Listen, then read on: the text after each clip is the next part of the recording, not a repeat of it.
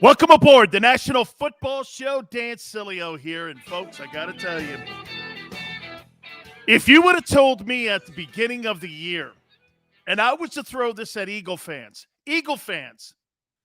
before the start of the 2021 NFL season, if I were to give you the choice between Urban Meyer or Nick Sirianni to be your head football coach, taking over for Doug Peterson, 99.9% of you would have gone for Urban Meyer, wouldn't you have?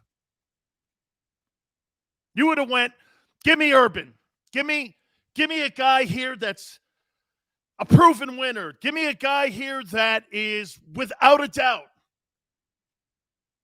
a guy he's going to bring credibility to our franchise finally. Fast forward a couple months, Urban Meyer's the biggest laughingstock in the NFL. You see the shit he's pulling in Jacksonville? I predicted in September, go back and look at my Twitter page, at Dan Sileo Show. I said that guy would be a massive failure. You know why? Because he hasn't gone through the rigors of the NFL in losing. You know what made Jimmy Johnson a great NFL head coach? 1 in 15. Jimmy had to go through the losing, what it was about to be an NFL coach, before he started to reap the rewards of all of his hard work. And that was with the hoisting of the Vince Lombardi trophy. Urban Meyer has gone into every cream puff situation with the best talent. Now he doesn't have it. Look at him. He acts like a child. I'm watching that guy melt down in front of everybody. But I always knew Urban Meyer was a piece of shit. This is a guy that talks down to people. Look what he's doing to his assistant coaches. I have no respect for anybody who treats any other human being poorly. I have no respect for that. Everybody's got a job to do. Everybody's got a job to do. Look at the job Nick Sirianni's doing. Nick Sirianni is 10 times the NFL coach Urban Meyer will ever be. I'm not sure Urban Meyer's going to run through the tape. I'm sure we'll have some bullshit health excuse on why he's got to bail on this thing. Usually it's character, but hey, who cares? It's him, right? You got Nick Sirianni. He's a better coach than Urban Meyer. That just shows you, man, you got to have some experience in the NFL if you're going to have any kind of success. That's right, man. Look at all these guys like Chip Kelly that have rolled into the NFL, thought, hey, well, we had success at the college level, so we'll have success at the NFL level. See that dumbass handshake he had for Mike Vrabel? Mike Vrabel worked for him. Meyer can't look defeat in the face. Okay? I tell my daughter this all the time. The only way you learn is picking yourself up off the ground. It's the only way to learn. You can't learn out front. You got to learn on how to get to the front. You can't be born on third base like Urban Meyer is. Hey, Nick Saban too. Absolutely. We got some great topics, guys. I appreciate everybody coming aboard here. I hope you had a great weekend. Isn't it awesome, man, how close we are to the Christmas holiday, man?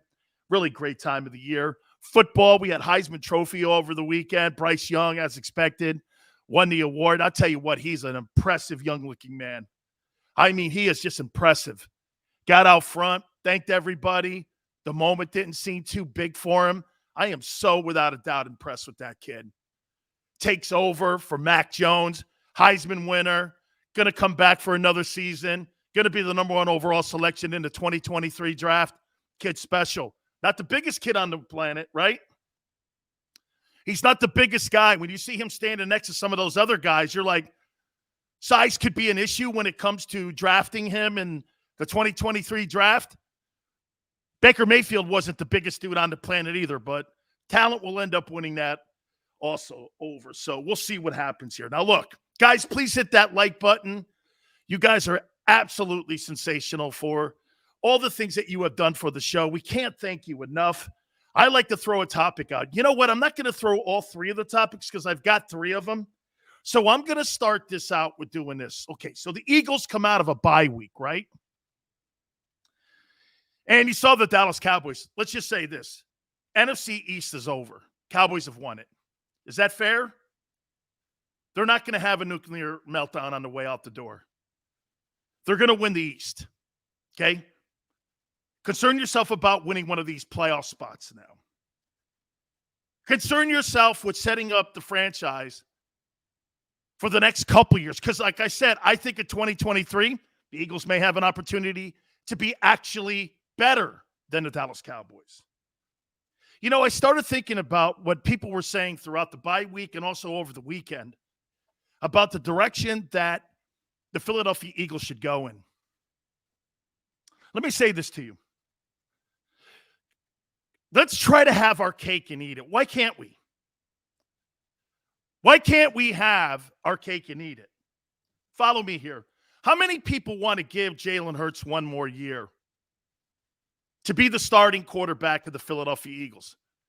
You want to give him the 2022 season as well. How many people want to do that? I do. I want to do that. Okay? I want to give him one more year. Has Jalen's performance warranted the Eagle organization to give him another year? Okay? Have they? Or should Philadelphia do this? Should they draft a quarterback the same way that the Kansas City Chiefs did? Draft a guy with one of those first-round picks, say at 11. Keep him on the team for a year. And then in 2023, have a quarterback battle between Jalen and whoever you take in the upcoming April draft. Is that a plan? Remember something, too. If you do it right and you slice these first-rounders up, you may have a shot at Bryce Young in 2023 when he goes into the draft. You could do it. You could do what Arizona did. Well, I don't think Josh Rosen's the guy. What'd they do? They jettisoned that guy, traded him to Miami, went out and got Kyler Murray. What would you do here? Is this a plan? I'm going to call it the Alex Smith plan. The Alex Smith, Patrick Mahomes plan. You open the competition after 2022's regular season. You sit the kid for the entire year, and then in 2023, you open it up for competition if Jalen hasn't won the starting assignment. Let me tell you where I got this idea from. Have you guys been watching what's going on in San Francisco? San Francisco looks like they're a dominant team again. Garoppolo's playing his ass off there. They're in no rush whatsoever to put Trey Lance under center. They are in no rush. You know, everybody thinks it's a foregone conclusion that Kyle Shanahan and John Lynch are going to get rid of Jimmy Garoppolo in the offseason. I'm not so sold on that now. Why in the world would I take a guy who's winning ball games for me and has won ball games and took my team to a Super Bowl for an unproven commodity that I don't know if he can play yet? I think they're going through the same thing up in Green Bay. Look at what it does, folks, if the Eagles do the same thing that the Packers and the 49ers are doing. Aren't you having the best of both worlds? Watch. Green Bay, you've got to know this right now. Okay? Murphy and all those dudes in the front office have to be saying this. Did you see Aaron Rodgers yesterday? I know it was the Bears guys, but Aaron Rodgers is completely on fire. Completely on fire. You think they want to throw Jordan Love into the starting assignment right now? There's no way. Because get this, if they thought he could do it, they'd put him in there. They would put him in there. Should the Eagles go down that line, draft a kid, Kenny Pickett, kid from UNC, Ryder, anybody, take a gamble on one of these guys in the first round, put him on the team, have an open competition in 2022 or after the 2022 season. And if it's not there, go draft a guy in 2023. You're going to have first-round picks. It looks like a lot of teams are going down that avenue, doesn't it? Green Bay's there. Nobody knows if Jordan Love can play. Personally, I don't think he can, because if he could, they'd put him in. With all the shit that Aaron Rodgers does, San Francisco's doing the same thing. They got a guy in waiting, but they're in no hurry to put him in. So would you draft a guy in the upcoming NFL draft if you're the Philadelphia Eagles and you're Howie Roseman? By the way, you would have to think the Eagles have already made that decision. Do you agree? The Eagles have made that decision. All right, guys, you know how this works. In case you're new to the program, please, like I said, hit the like button. You guys, I bring you in. I got a whole boatload of stuff as usual here. Topic-wise, it was a big weekend in the NFL. Tom Brady is insane. He's just an outlier. I'm never going to compare that guy to anybody ever again. The Bucs look sensational. Maybe not so much on defense, but they're hitting on all cylinders. Gronk is playing Gronk football. Wait till they get Antonio Brown back, too. And you know what's funny? The MVP is going to come down between a 37-year-old quarterback and a 44-year-old quarterback. All right, well, like I said, I take you guys' comments, I put them over here with us, and we go back and forth. Matt says not taking the quarterback in the first round. Okay? You're sold on Jalen Hurts then, and you think that the Eagles should not take one of those ones and draft a kid and then open up the competition in 2023. Okay? You're not buying that. Smile says Howie's binoculars say adios Hurts. Wow. So jettison Hurts, keep Minshew, and draft a guy in the upcoming NFL draft. You've seen enough. Big Chris says we got two solid backup quarterbacks in the building. Trade value. Yeah. Would you trade Minshew in the offseason? You could probably get something substantial for him. You could clearly get something substantial for Jalen. Paul says, if I was Howie Roseman, I would fire myself and hire Louis Riddick. I'm just bringing him in as some help. Matt says ACC is not a strong conference anymore. That's an understatement there, Matt. You got Clemson. Wait a minute.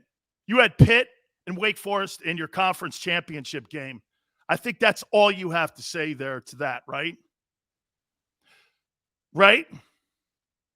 Johnny, the kid from Bama is an unbelievable quarterback. Johnny, he is. And you know what, too? I love his poise and the way he handles himself. I was really impressed when they were interviewing him and his family. He seems very grounded. I'm exceptionally impressed with the kid from Bama. And by the way, Auburn, that 98-yard drive to get it into overtime, you win the Iron Bowl in overtime, then you completely dismantle a Georgia team that everybody was throwing rose petals on. He was absolutely sensational. Pasquale, happy Monday to you too, my friend. Jared says trade Minshew or Hurts to the Broncos. Boy, you guys are in need of a quarterback too. Hey, Jared, I think you're going to be in the Deshaun Watson sweepstakes. It would not shock me if you're not going to be in the sweepstakes for Deshaun. I think that's a desired landing spot for him. Birdman says Young's a stud. He is. Michael says Eagles trade back, get more draft capital for 23 and go after Young. I agree. And then in the process, too, you're giving Hurts the opportunity to win the job. You got another quarterback on the roster. And if those two guys aren't worthy enough to take down Dak, and I'm going to make a comment on Dak here, you're going to be sitting in the catbird seat. Kyle says Howie's binoculars still have the protection caps on them. When it comes to first-round evaluation, he screws it up. It's your opinion. I'll tell you what, Kyle. He has the Rager picks, but when you can compensate it with Jordan Mailata in the 7th round, where you're finding guys in later rounds, then you're making a Darius Slay move. You know what I'm saying? Hey, and by the way, Jalen Hurts was drafted correctly. Everybody in Philadelphia was wanting to strangle Howie Roseman when they tell me you didn't. When you took Jalen Hurts, I did. In the second round, and you traded your asses up to get there. Tell me you didn't go, dude, what in the F is this guy doing here? Are you kidding me? Turns out he was right. He's a second-round pick. A second-round pick. Big Chris says Parsons has 12 sacks in 13 games. We're going to get to that topic, too. We'll get to that topic. I know where you're going there. Ban, I really want us to build the defense. Boy, so do I, Ban. So do I. Get back to the Dawkins days. Smile says, JAKIB Day on the National Football Show. Big time. By the way, real quick, Garry Cobb today, he's at the bottom of the hour. Tomorrow, Seth Joyner. Seth will join us at 5:30 Eastern Time tomorrow. So we got Garry Cobb today, Seth Joyner tomorrow, and we're working on Mike Quick and Brian Dawkins for later in the week as well. Matt says, yeah, I was shocked by Jalen's pick, and I was wrong. I was too, Matt. Matt, I was too. Hey, Paul, I predicted too, same thing. I thought this football team at the beginning of the year, okay, I thought for sure 4 or 5 wins would be max. We wouldn't be using Parsons like that. Yeah, you know what, too, Saint? That's a good call. You got Dan Quinn in Dallas. He knows what he's doing. Jonathan Gannon's kind of going through learning NFL schemes and fronts. So I kind of see where you're going with that. Big Chris says, please get Dawkins. We're working on it. We're working on it. We're working on it.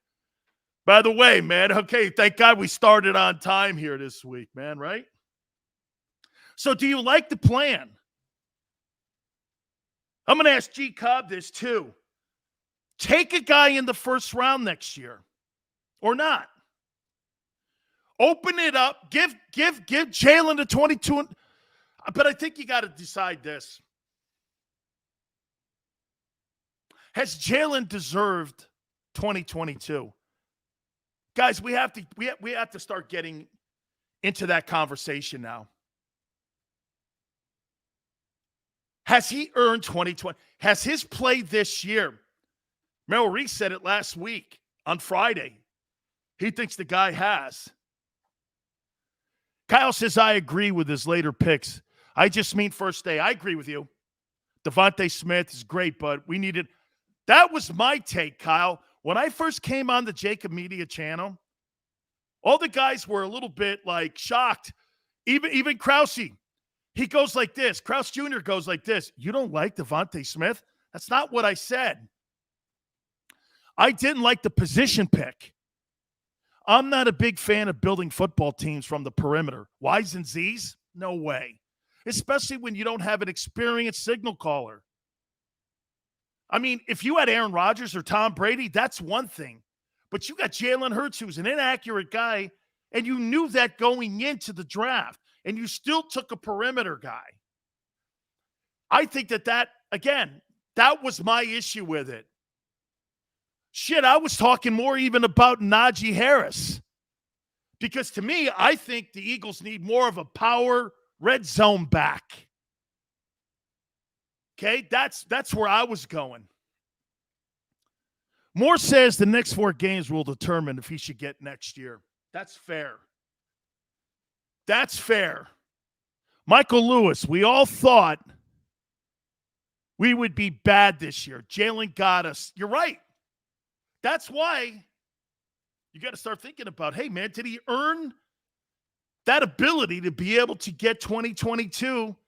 And maybe you draft a guy, sit him behind him. But then again, you know what you start doing again?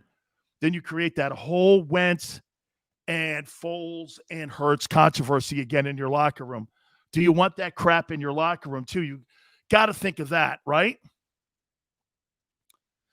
Ban says, I think he's played well. He's only getting better. And he has. He has. The last 6 weeks, the Eagles have really performed very well. One of the top scoring offenses, number 1 rushing team in the NFL.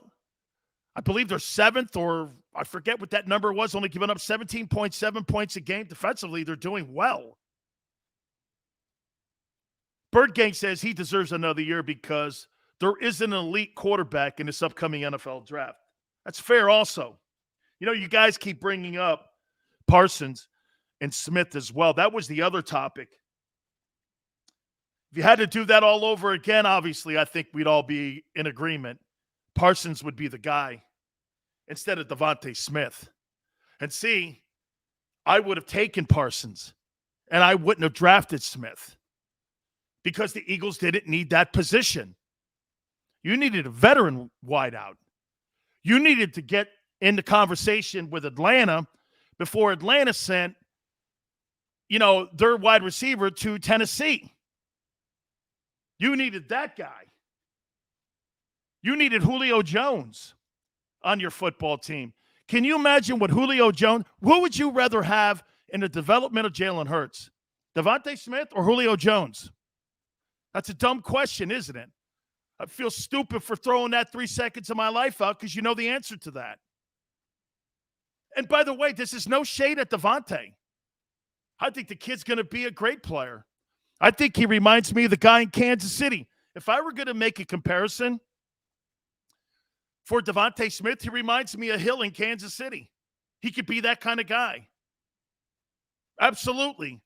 But Kansas City is not moving the chains because of Hill. They're moving the chains because the quarterback and the tight end. And they're starting to run the ball a tad bit better. Saint says build around Hurts and we're in the Super Bowl conversation in 2 years. Okay, with the components around him, and I'm going to go to your point here in a second. Howie will never draft a linebacker in the first round. Well, that's sad because that means this. He misses out on players like Parsons and Von Miller and guys like Myles Garrett.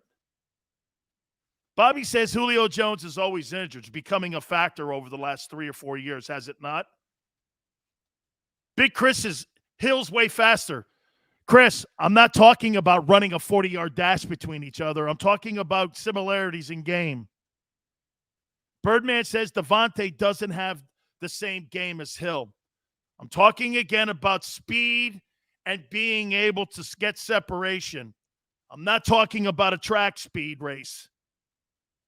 Is Parsons as good under Gannon? Michael, there is no doubt about it. That is absolutely correct. You could have the most gifted defensive football player on your team, okay? The most gifted. But if you have him in a wrong scheme and he's not comfortable playing in a 34 and he's a 4-3 down lineman or linebacker, you put him in another type of scheme. Like they put me in a 3-4 when I came from a 43 in college. I was a fish out of water. I did not resemble the same player when I got to the NFL. They put me in a 3-4. I wasn't a 3-4 guy. Now, you've got to learn how to do that. And I'm not taking, shots at the Buccaneers for putting me in that. I thank them every day for drafting me. But at the end of the day, that wasn't my skill set. I needed to go to a one-gap defense like they had up in Minnesota with John Randall. Okay? Wick says Devontae Smith will never reach his full potential with Hurts as a quarterback. That could clearly be. Matt says, I thought Gannon said he would play to his players' strengths, not simply put a scheme out there. And I think that's kind of what he's morphed into and why the defense is playing a lot better here. Bird Gang says we take the best player available with one of our first-round draft choices and trade the other two for potential first-round picks. I agree. I think you slice that pie up and you create more depth in the draft and more commodities and assets so you could do more, and it also gives you cap space. Dante, appreciate it. All right, we're going to take a time out here. Listen, guys, please hit the like button. My friend Garry Cobb is going to jump on with us from Fox 29 in Philadelphia. Can't wait to talk to him. We're going to pose all these same questions to Garry. If you have any questions for Garry Cobb, have at it. We'll throw some of them at him. You keep it right here on the National Football Show.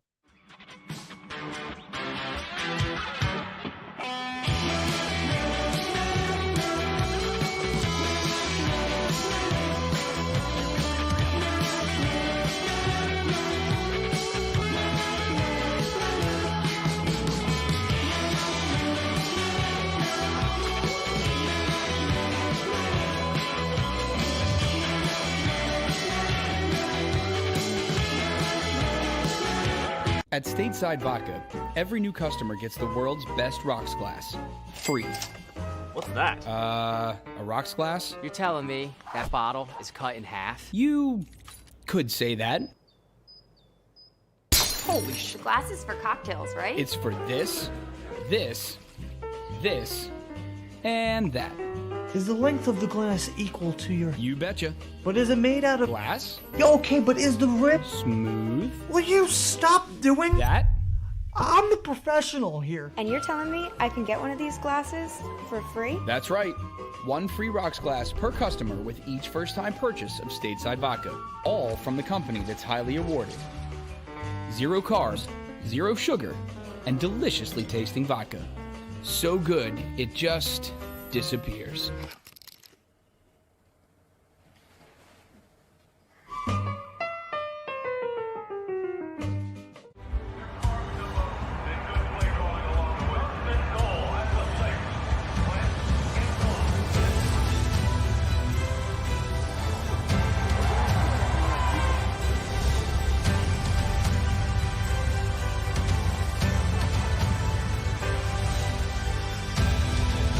Field of life, First Trust Bank is there for you. 7 on 3. 1, 2, 3. Because Philadelphia dreams deserve a Philadelphia bank.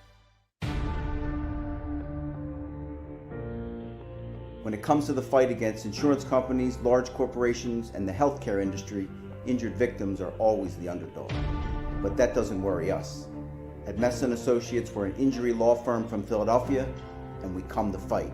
Our clients know that they've got representation with a chip on its shoulder, and it's the same chip that makes Philly the toughest city in the country.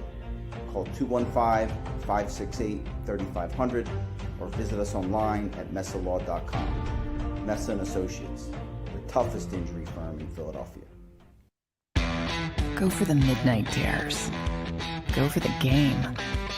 Go for the hits. Go for the fans. Go for the win. Go to Ocean Casino Resort. Book your trip at theoceanac.com.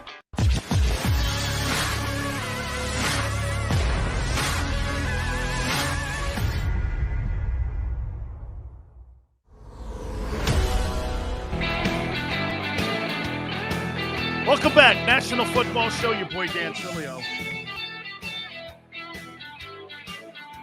Tell you what, I think the Cowboys, when they look at Dak Prescott,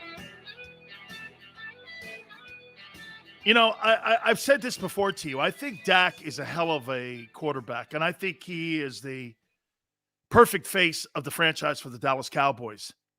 But I'll tell you what, man, if you don't have all cylinders humming at the same time, he needs a lot of help. Now, for whatever reason, Washington wasn't used to being in that situation. And they fell behind massively in that game. And they made it a game late in that game. I think Dallas kind of let off the gas pedal, but that's who Dallas is. Dallas is not a football team. Championship teams put teams away. Okay? You're a championship football team, and you got to lead, especially in the NFL. Your objective is to put them to sleep, not let them hang around. You see, the quarterback knows that they don't have the ability to put teams to sleep. You know why? They've got a limited running attack. Tony Pollard may be gone for the season. Dallas's chances at winning the Super Bowl have been absolutely crippled because of the inability to being able to run the ball, because Ezekiel Elliott is not only out of gas, but he won't be on that football team next year. $15 million salary cap hit? Absolutely not when you're getting 40 yards a game. That number doesn't add up correctly. But Dallas showed you a little bit. Dak has walked back. And he doesn't have the ability to throw that team out of trouble. If Dallas gets behind, you know, a lot of those yards from a year ago, you go back maybe even 2 years with Dak, a lot of those yards that Dak put up on the board have all been like in garbage time. When you got to play critical offense and you got to move the sticks, you know this. Play action's got to be a massive part of that. It's the only way on keeping defenses at bay. It's the only way to do that. It's funny. I keep hearing people say, spreading people out, big style offense, throwing the football down the field. That's how you win games in the NFL. It's really not. How you win games in the NFL is ball control, time of possession, no turnovers, no big pick sixes and stuff like that, turnovers in the red zone or on your side of the 50. You look at the good football teams that are playing good football. Look at all the stable organizations that we're looking at now. Green Bay, okay? Minus the drama with Rodgers, but Rodgers is so sensational. Look at the Buccaneers with Arians and Brady. Everything's level-headed, thought out. There's a process. The good football teams, look at New England. New England systematically has rebuilt the philosophy on how they're going to move the sticks from Brady to Mac Jones. By the way, a team like the Baltimore Ravens, another great example of that. You go from a Joe Flacco offense to a Lamar Jackson. Now, Lamar was injured in that game against Cleveland, and that's going to be a significant issue. But take a look at what they're doing in Tennessee, even without Derrick Henry. They're still winning ball games. Coaching. Coaching in the NFL completely matters. And when you have that great coaching, combined with great skilled players at skilled positions, you're going to be able to do magical things. Not saying that Dak is not one of those guys. But, guys, I'm going to make a point to you here. Dak, one more time, has to have all the points and everything all in the same direction. Or that Cowboy team, it struggles a little bit. Dion says Dak was the only garbage man that worked on Sunday. Thank you. Saint said Dak reminds me of Wentz. Same draft also. Was. Bobby says some Cowboy fans want Cooper Rush to start now. That's ridiculous. Nobody's saying that here. I am completely not saying that. Cooper Rush. Really, but always remember this, though, Bobby. The backup quarterback is the most popular guy traditionally on the team. He's always the most popular guy. Big Chris says Dak's pick six was ugly. Anthony, a lot of Eagle fans have compared Hurts to Dak. Dak's more accurate. I've always said without a full arsenal, he's limited. He is showing he's limited, though. I'm afraid Hurts might be in the same. I just don't think he's as accurate as Dak Prescott. I think Dak is a very accurate guy. Okay? But I do think that you can work on accuracy. NZ Philly fan. Ryan Clark said this morning that this version of Dak will never win a Super Bowl. It won't. That's kind of maybe my point. Yes, I'll piggyback that. I will. I'll piggyback that. NZ, I think that's a fair statement. Their defense was special yesterday. By the way, the best player on the field is a rookie in Dallas. That kid Parsons is better than the quarterback, the running back, Amari, anybody. He's the best player on the Cowboys roster. That is a fact. Is he Lawrence Taylor-like? No. Okay? He's not LT. LT just rushed the passer and ran differently. This kid looks like a little bigger. I'm trying to think maybe like he's more like a Ricky Jackson, who's a Hall of Famer, by the way. Omar says Cowboys and Eagles sweep Washington to meet for a wild card, possibly. Dallas is winning, though. I don't see Dallas having a complete and nuclear meltdown, no. Anthony says that Parsons is the best defensive player in the NFL right now. I would say this to you. I think he's really having a better season than TJ Watt. I don't know. TJ Watt's got 16 sacks. I'm not sure what he did over the weekend, but that's right. They played on Thursday. He's got 16 sacks. He's playing lights out ball. I think he's in the conversation. I think also the kid in Cleveland, too. I think Myles Garrett's also having a really great year. But here, from what I heard Parsons also has 75 tackles too. So he's got 75 tackles and he's got 12 sacks. That's impressive. Okay, most of the time when you're a sack artist like that, people try to run away from you. And if you got 75 tackles from an outside linebacker position, that's getting after people. That's a lot of backside plays where you're running things down from the backside, even though they're running away from you.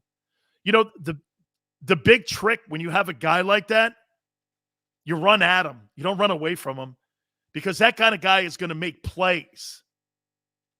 And so you've got to be able to, without a doubt, you've got to be able to block that guy. So what do?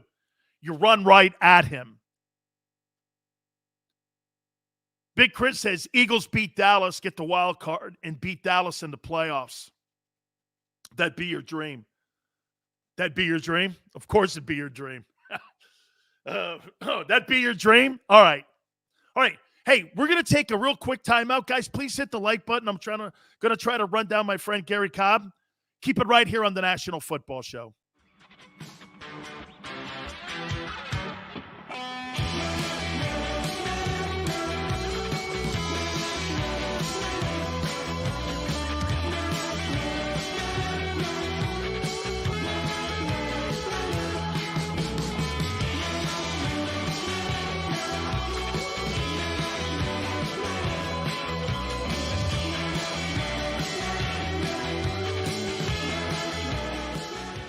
At Stateside Vodka, every new customer gets the world's best rocks glass. Free. What's that? A rocks glass? You're telling me that bottle is cut in half? You could say that. Holy shit. Glasses for cocktails, right? It's for this, this, and that. Is the length of the glass equal to your... You betcha. But is it made out of... Glass? Yeah, okay, but is the rip... Smooth? Will you stop doing... That? I'm the professional here. And you're telling me I can get one of these glasses for free? That's right. One free rocks glass per customer with each first-time purchase of Stateside Vodka. All from the company that's highly awarded. 0 carbs, 0 sugar, and deliciously tasting vodka. So good, it just disappears.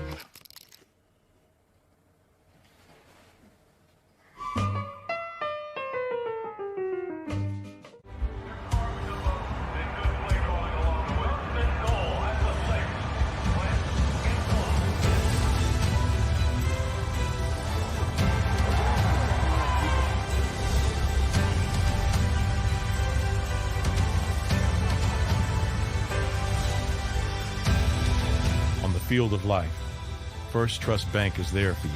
Champions on 3. 1, 2, 3. Because Philadelphia dreams deserve a Philadelphia bank. When it comes to the fight against insurance companies, large corporations, and the healthcare industry, injured victims are always the underdog. But that doesn't worry us. At Messa & Associates, we're an injury law firm from Philadelphia, and we come to fight. Our clients know that they've got representation with a chip on its shoulder, and it's the same chip that makes Philly the toughest city in the country. Call 215-568-3500 or visit us online at messalaw.com. Messa & Associates, the toughest injury firm in Philadelphia. Go for the midnight dares. Go for the game. Go for the hits. Go for the fans. Go for the win. Go to Ocean Casino Resort. Book your trip at theoceanac.com.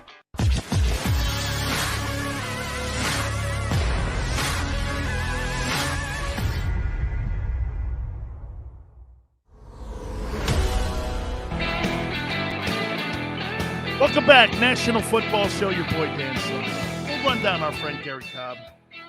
It's the holidays, right? By the way, Seth Joyner tomorrow. You guys think the Eagles have made their decision on what they're going to do for 2022 already?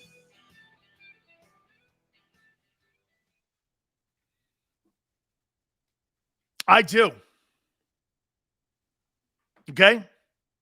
I do. I think they know. I think they have a pretty fair indication of what they're going to do over the next couple weeks. And then what they're going to do in the 2022 NFL draft. Okay? I do. And I think these next couple games are going to tell them a little bit more what direction that they're talking about, whether or not they're going to draft a guy in first round, second round, third round, maybe a latter round. But I do believe they're going to take a quarterback in the upcoming draft. How high a pick that will be, that's going to be determined. Tell you what, the NFC East right now is looking a little better than what we thought it was going to look a couple months ago, okay? Washington has righted the ship. They made that a game against Dallas. They fought all the way back, just about 27-20. Cowboys end up taking that victory against Washington. The Giants still stink, but the Eagles have gotten better.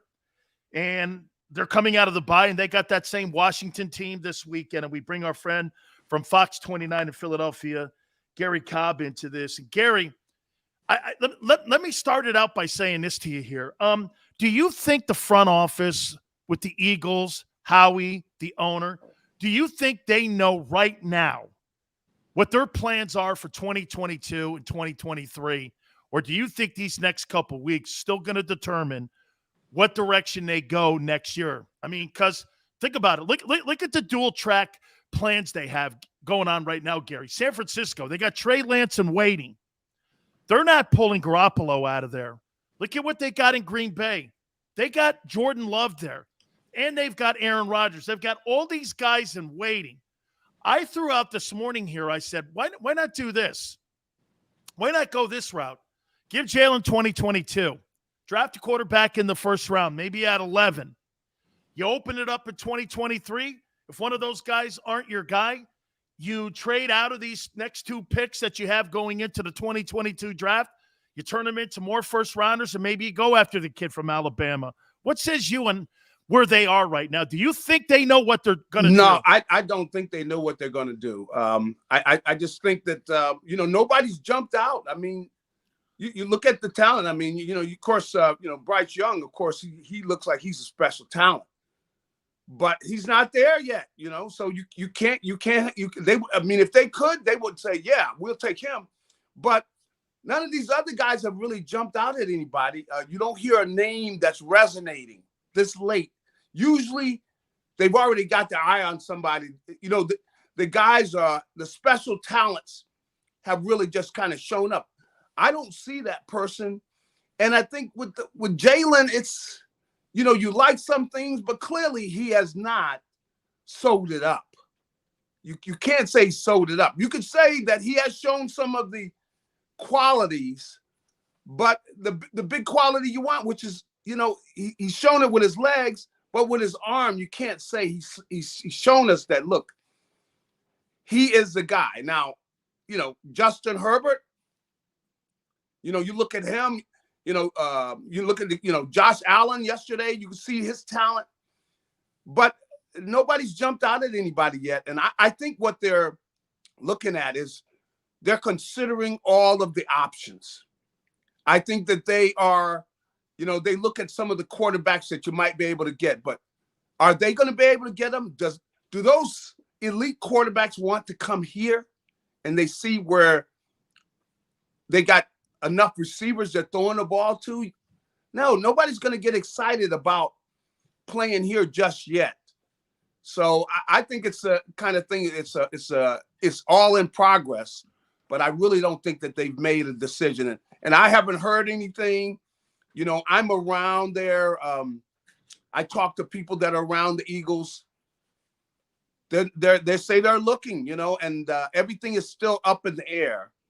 But they do want to give Jalen a chance. So I would say right now the options are, I think that the most likely thing is that Jalen is going to be here again next year as a quarterback, unless something miraculous happens. Now, are they going to be in the talks? Are they around there, finding out what's going to happen with the, of course, with a young quarterback, coming out of, down there in Houston, But there are so many question marks about his situation, Yeah. You really don't know. So I don't think they've made a decision. I think that they are definitely interested because the Eagles are a quarterback-minded type of team.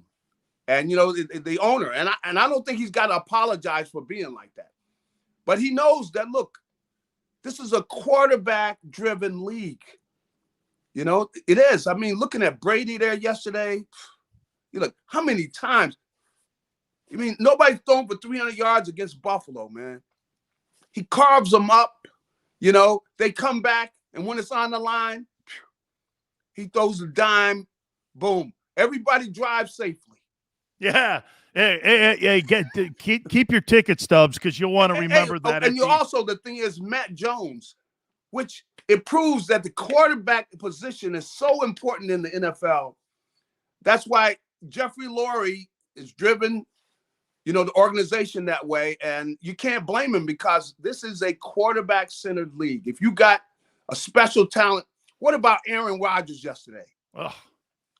How many times? Gary, I've said this before. I've never seen a guy spin that pill the way he does. And he can spin it. Can he spin it? Hey, man, and the accuracy, the touch. Man, how about when he went over the linebacker down in the corner of the end zone down there? And I'm sitting there going, how many guys make that pass? Two dudes in the league make that pass. You brought a point up, though. You mentioned Josh Allen. You mentioned Justin Herbert.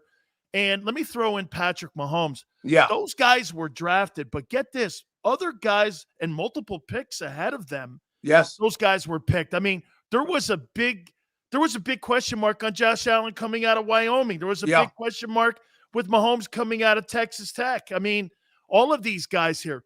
What is the one intangible that you think is the most difficult intangible for evaluators to evaluate at that position? Because, man, it's so hit and miss at that position in the draft. Well, you got to process so much information so quickly. You can see whether they have the arm or not. Do they have the arm talent? But then they've got to process that information, and they got to be able to do it in an instant. And some guys, of course, a lot of them take a while to develop in the area, but some guys are special. They're able to do it. They come up to the line, boy, they're on it. And it's just, I think that's the toughest thing. And that's where with Jalen, we saw some of that with Minshew, where he processes the information. He's getting the ball out of his hands. And you see, you got a guy with a seasoned mind, but he doesn't have the arm. He's not he's not a Josh Allen. He's not a big, athletic type guy. So, but he doesn't have that arm strength, the touchdowns he threw. You go back and look at the touchdowns he threw to Dallas Goedert. The ball's just hanging up there, That's those kind of throws get picked off a lot of times in the NFL. Gary, you're still suspect on Jalen, then, yes? No, well, yeah. I mean, I don't think I could say that he's definitely the guy. Even though I like some of the things, and I'm willing to give him some more time. Now, I tell you what, we could come out next year, and boy, he's getting that ball out of his hands, zoom, zoom, and we say, hey, you know what? He's our guy. I still think there's time for it because he's still developing. But you don't see Kyler Murray there. Yeah, I can't say. Yeah, I can't say Kyler Murray. No, I mean, I can't say he's shown that yet. Now, Murray, now you bring him up. See, that's a special talent, man. Gary, he's gotten better every single year in every game he's in. Yeah. You see him look at his completion percentage. He's over 70% this year. Yeah. It's like insanity. I mean, he's gotten better every year. And with Cliff Kingsbury, it just shows you too, right? I mean, now look at where they're at. Look at where they're at. They're sitting atop the NFL. Now, because when you have that special talent at that quarterback position, it's a separator, it just makes all the other guys better. And of course, doesn't help to have that other talent, the other talent around there and everything. But I still think the potential is there for Jalen. The potential's there because he shows it at times. He looks, but he's got to be able to dial it up, put that ball on the money, know where he's going with the ball. And, I do like the fact that he's a worker. He's a guy that's committed, because that's something you have to work at. I mean, I think about Brady when you had a young Tom Brady. Belichick, he wasn't putting all that weight on him. They weren't throwing the ball a lot. We're going to run the ball, and they're going to beat you with their defense. And Brady was going to take care of the ball. And he knew how to take what the defense gave him, take care of the football. That's he went. See, and that's where we're really with Jalen is he would be regarded further along. You take that Giant game out, and what did he do at the Giant game? He was being greedy. That's all. Yeah. Wasn't where he was throwing horrible passes. He was being greedy when he didn't have to be, especially against the Giants. The Giants aren't going to score more than 14 points in a game. You know that going in. So you don't want to be greedy against them. You might have to try to be greedy against teams that are going to score a lot of points. But against a Giants team, you go into the game knowing if we score 17 points, we got another W. You know that. Absolutely. Let me go here with you here. At the beginning of the year, I just told this to people, and Garry, you know this as well as anybody. You've been around the game for so many years. But, at the beginning of the year, if you were to tell Philadelphia Eagle fans this, I'll give you a choice between Urban Meyer or Nick Sirianni as your head football coach. Everybody on the planet would have put their hand up and went, give me Urban. He's a proven winner. Go ahead and give him to me. It just shows you, right, Garry, when you haven't understood what the NFL game is all about, especially putting your time in as an assistant coach, like the players put their time in, and you don't understand a game, that thing could be a train wreck in seconds. And it's a train wreck in Jacksonville. It shows you, right? I mean, that's Sirianni, right. He's doing a great job compared to what we're seeing down in Jacksonville. That is definitely correct. And, it just seems like, it's just out of control down there, man. It's like, something is burning and they can't find out where the hose is for the water. And it's just burning. I mean, this early. And usually they'll give you a year, but come into that second year, you're supposed to start seeing the semblance of something, meaning that they're putting together something. You're supposed to see something start coming together, but you look down there, you don't see that. And really for that, the young quarterback down there, he can't be happy with what he's been thrown into.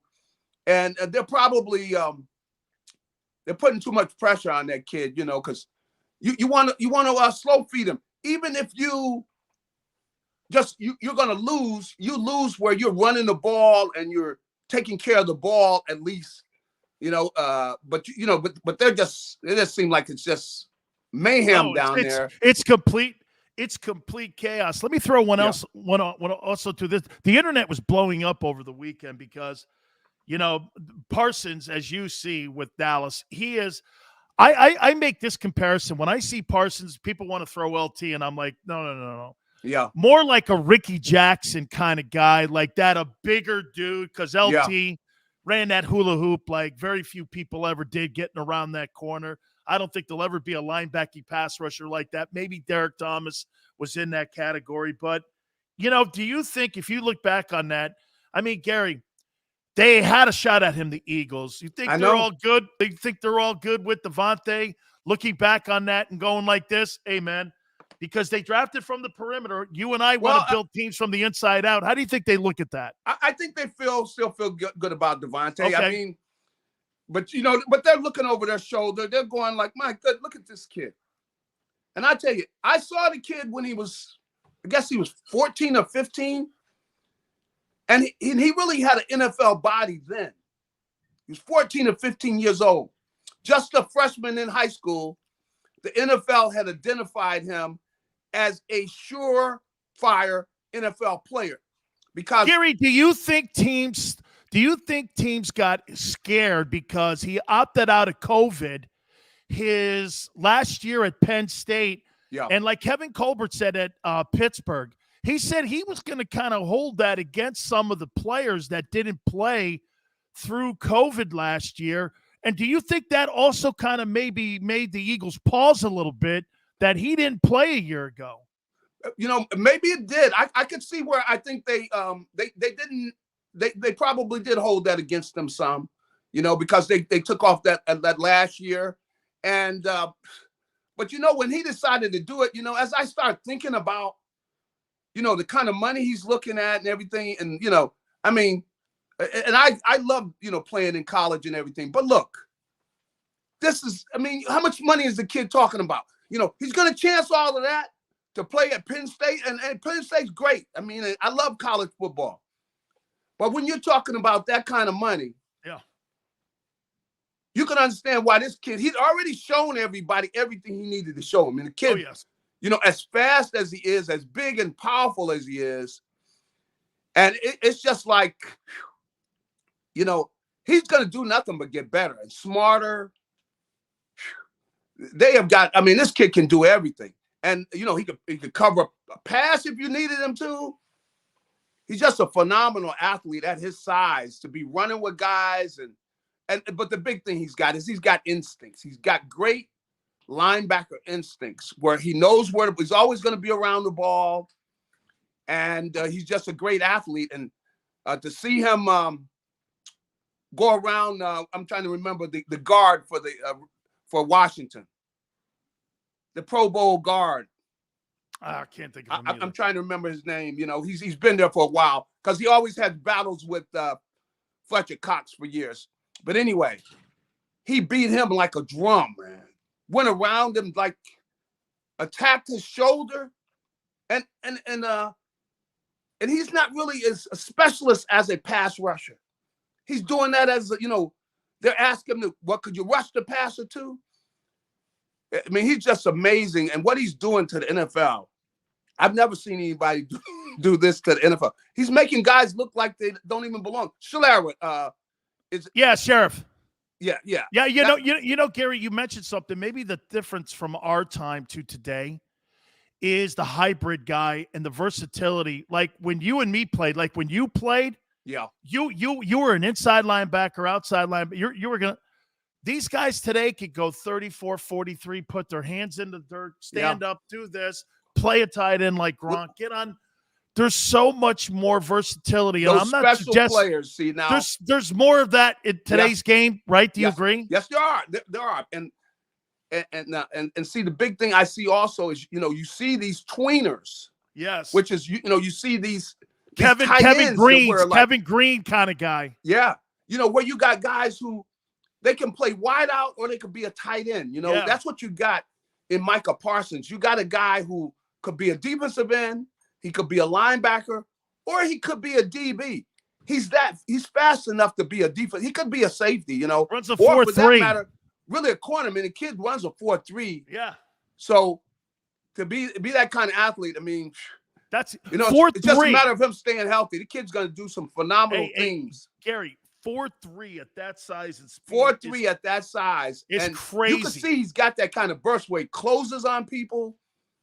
He's just a outstanding athlete. But like I said, he was imposing.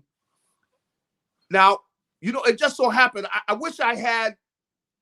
I'm going to try to get the tapes of the 2 interviews. I talked to 2 people when they were in high school that left me with my mouth open. One of the guys was Micah Parsons. You know who the other guy was? Who? LeBron James. Wow. Both of them in high school were like grown men. Like, what are you doing?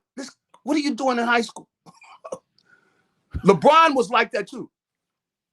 Muscles bulging out all over the place. Standing there, looking down at me, of course, both of them. And I'm talking to them, and they're in high school. Crazy. And you're going like, what's wrong with this? Great. And I heard LeBron was a hell of a football player too. He was a specimen too. He's the same kind of guy who just phenomenal athlete, just built like a machine with speed and size. That's Parsons and LeBron James. I saw both of those in high school. They were both like that. Where you going like, where did they get this kid at? No doubt about it here. Yeah. Gary, why is it so difficult when divisional teams play each other every year? I mean, it's almost like watching Army-Navy games because you really do kind of throw the records out. Again, it's going to be Washington and Philadelphia this weekend. What makes those games so much more closer and tighter and tougher, those divisional games, they maybe compared to other games in the NFL when you play them on weekends. Well, I just think the thing gets more personal. You know, it's you know those guys better because you play them every year. So that's what I was talking about with Fletcher Cox and Brandon Scherf. You know, they've been battling each other, going at it, and so they know, hey, they're going to see each other one more time this season.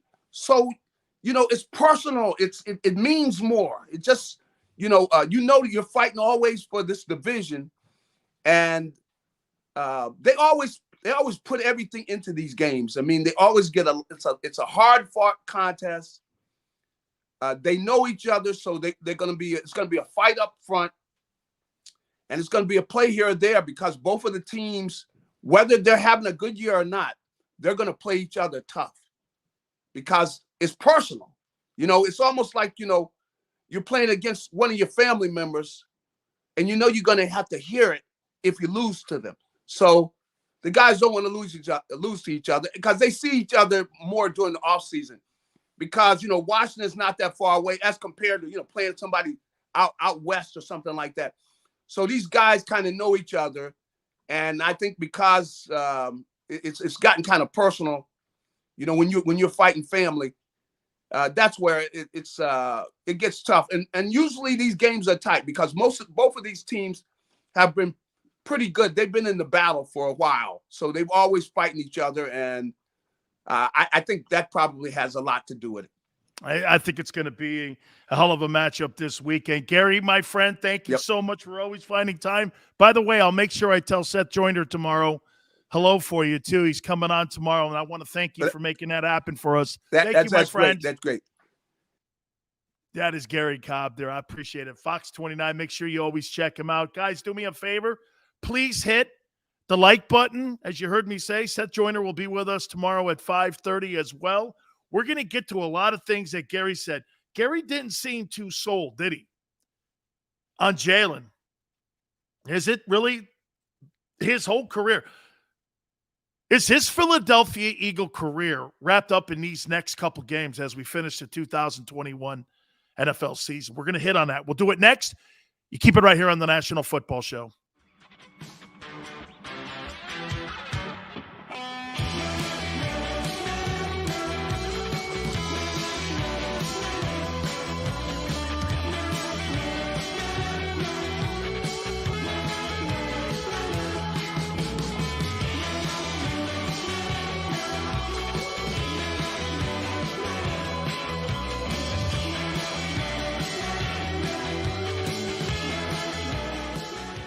At Stateside Vodka, every new customer gets the world's best rocks glass, free. What's that? A rocks glass? You're telling me that bottle is cut in half? You could say that. Holy shit. Glasses for cocktails, right? It's for this, and that. Is the length of the glass equal to your... You betcha. But is it made out of... Glass? Yeah, okay, but is the rip... Smooth? Will you stop doing... That? I'm the professional here. And you're telling me I can get one of these glasses for free? That's right. One free rocks glass per customer with each first-time purchase of Stateside Vodka. All from the company that's highly awarded. 0 carbs, 0 sugar, and deliciously tasting vodka. So good, it just disappears.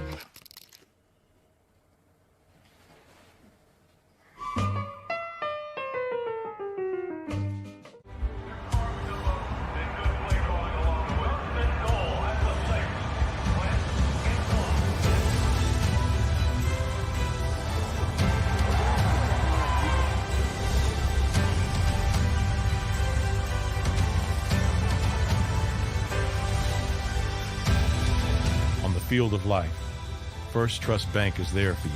Champions on 3. 1, 2, 3. Because Philadelphia dreams deserve a Philadelphia bank.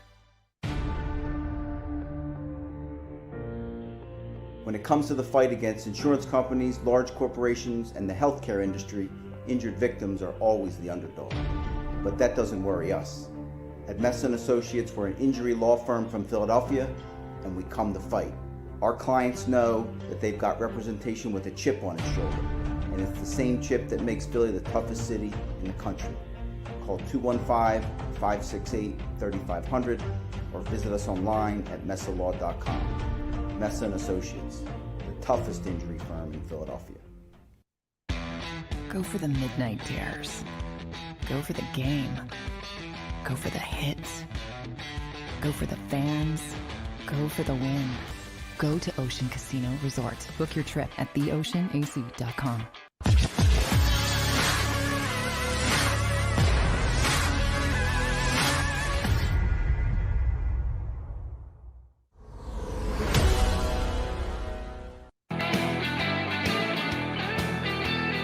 Welcome back. National Football Show. Your boy Dan Sileo.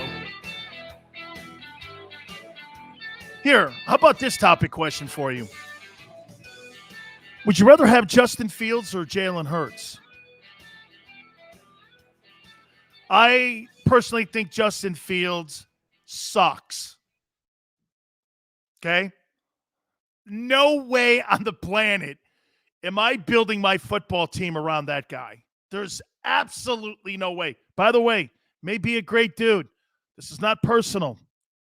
I don't know the kid from a can of paint. Jared says he'd rather have Fields. What makes you think? Now, again, his offensive line is horrible. I'm going to give him that. Okay? And he has just as much of inexperienced wideouts as Jalen does. Doesn't Khalil Mack play on that football team, though? I mean, they do have some guys on that defensive side of the football. What's different in Chicago than, say, in Philadelphia? I see the same teams almost, don't you? I mean, there's no question the Eagles have a tremendous offensive line. Okay? Yeah, Birdman. He's talking Mac Jones. Mac Jones is 9-4. MJ, how is it different from a pitcher that can't throw strikes for a guy that can't shoot free throws? I think it's more just practicing it. I think Brady didn't have a strong arm coming out of college. X says it's Nagy. Could be. He was the NFL Coach of the Year in 2019, my friend. So all of a sudden he sucks now? So wait a minute here. You think it's Matt Nagy? Well, just a few years ago, he was the NFL Coach of the Year. Michael says Nagy's garbage. Okay, so the guy goes for Coach of the Year, and now he blows.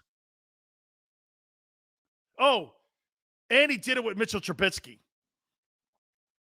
Can I ask you guys a favor? Can you name me one all-pro quarterback that the Chicago Bears have had in the last fucking 60 years? I'll wait.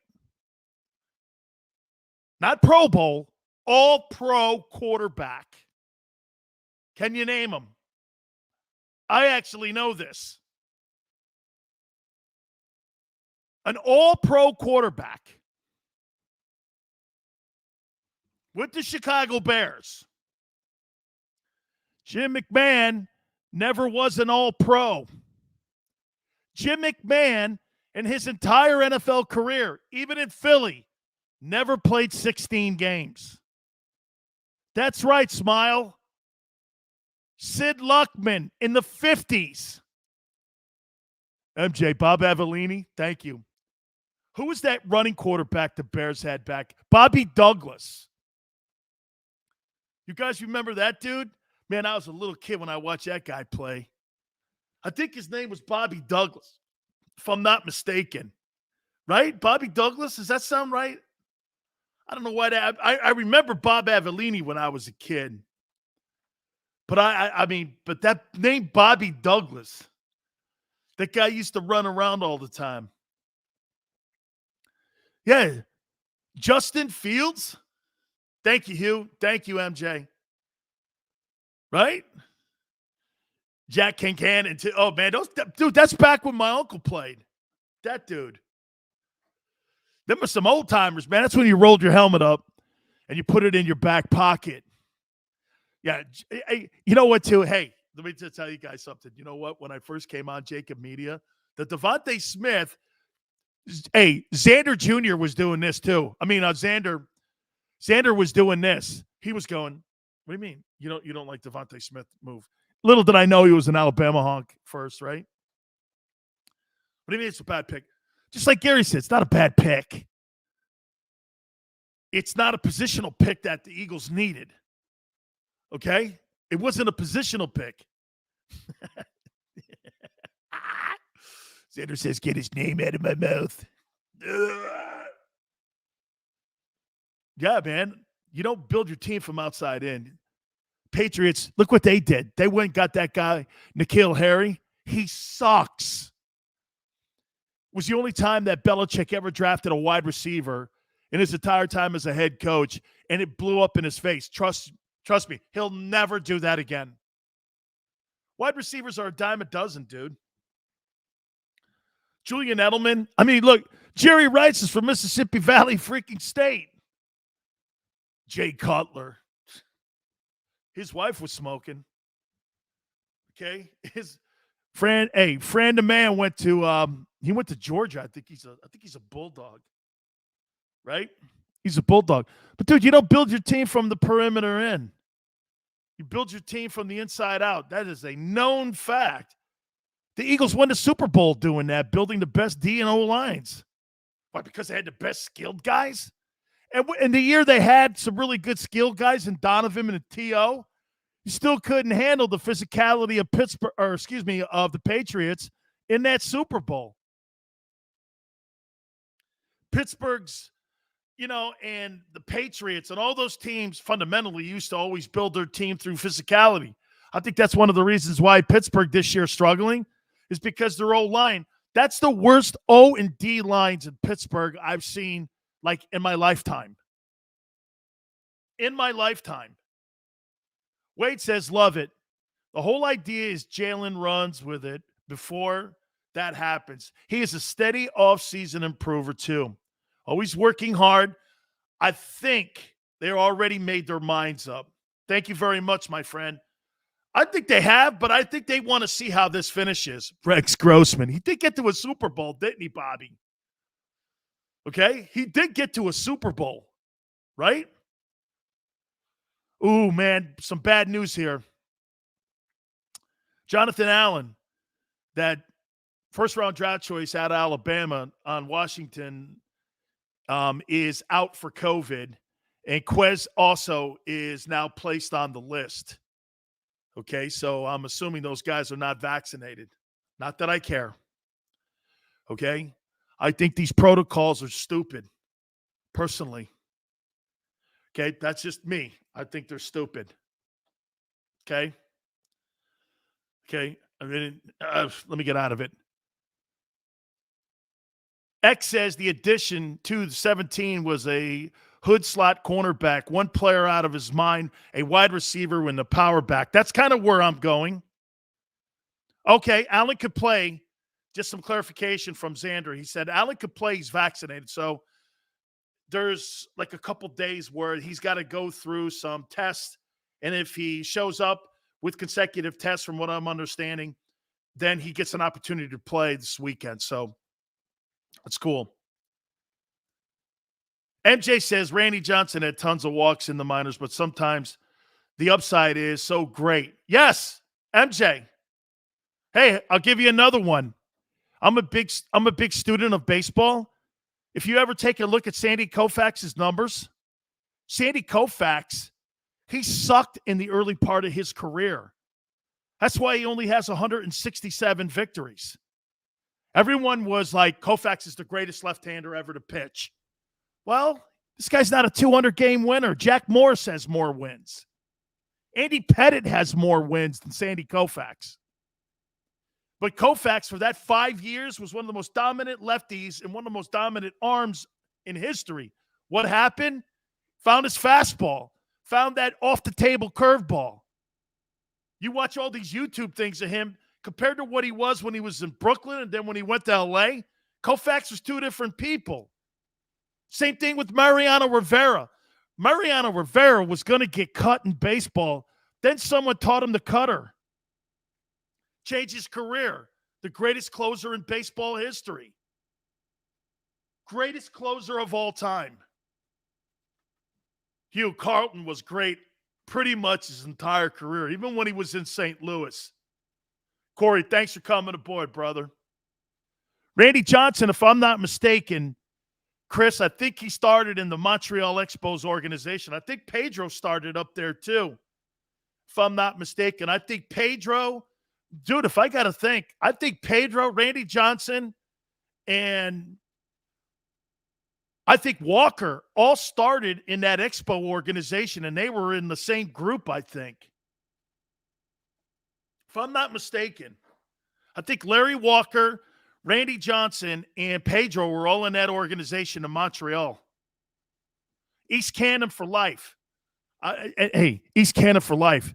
How would a guy like me know that? I mean, a complete loser stat. I don't know how I know that. I have no idea. And I think the Montreal Canadiens, watch this, even drafted Larry Walker. I don't know. I mean, I have the most useless statistics on the planet. I mean, I'm telling you. Don't ever bring me to like a party and you're playing like Trivial Pursuit sports because it's not good. Catfish started his career in Kansas City. The Kansas City Athletics along with Reggie. Yeah, and Pasquale, you know what's funny? After he won 27 ball games late in the 60s, Koufax had arm issues, like you said. And then here's a story that Tommy Lasorda told me real quick. We'll get back to football here. Yeah, Nolan Ryan was on the Mets. He was a closer. So get this.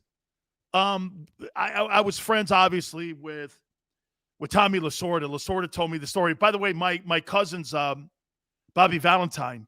So Bobby's my cousin. And so Bobby told me this story too. Like they were playing the Yankees in the 80s.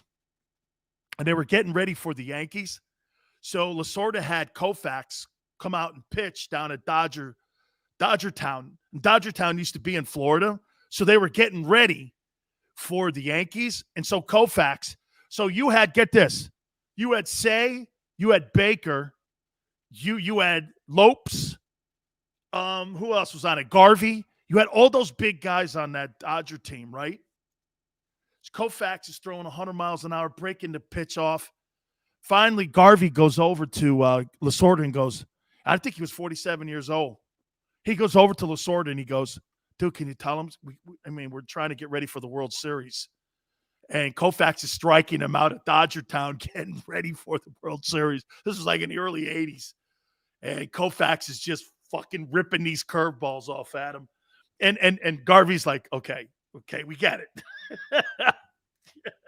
All right, we get it. Okay? Yeah. Oh, my God.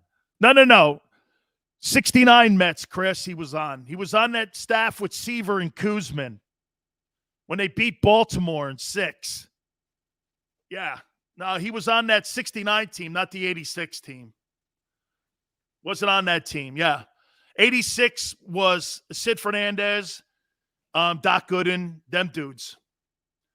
Lenny Dykstra was on that team. Hernandez on first base. That was a damn good baseball team. Underachieving, though. I compared the 86 Mets to the 85 Bears. You only won one? Really? The Nola Ryan steaks are awesome in Texas. Yeah, hey, Chris, before my time, too, dog, I just do a lot of reading. I'm a big history nut with that stuff. I really am. All right. So you heard, if you didn't hear, please go back and listen. Garry doesn't seem like he's really sold on this here. And in the first hour, what I threw out was, okay, I'm saying draft a guy, but what round? I said first round. Take those other first twos. Slice them up, trade out of it. You know? Maybe get yourself a free agent wide receiver that's going to help that core out, help Devontae. Devontae needs some help. Okay? Devontae needs some help. I think you need an edge rusher. That first-round draft choice to me, I'm going to make this to you guys. If the Eagles are smart, that first-round draft choice is an edge rusher. And to me, I want that kid that's up in Oregon. I talked to Mario Cristobal over the weekend. and I was asking him about Thibodeau. He goes, Dan, he is a freaking freak show. He is a freak show. I'll tell you this too, man. That kid Williams from Alabama, Xander, is that the kid, that linebacker kid? That linebacker Williams, I think it is. I think he won the Bednarik Award. And he is some good-looking football player too. I'll tell you what, man. Bama's got some sleeper dudes on that defense. They're not all over on that Georgia team. Even though that kid Jordan Davis and that kid Dean are going to be very high draft choices, they got some players on that Alabama team too. And I know the kid Hutchinson is another guy. If that's me and I'm Howie, I'm looking at Hutchinson and Thibodeau.